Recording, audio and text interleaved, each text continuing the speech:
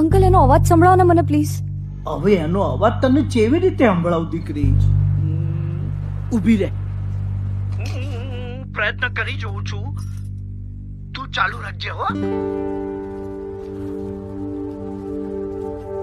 ભઈલા, તારા માટે ગરમા ગરમ મસાલા વાળી ચા લાવું? બંધ મસ્કા પાઉં?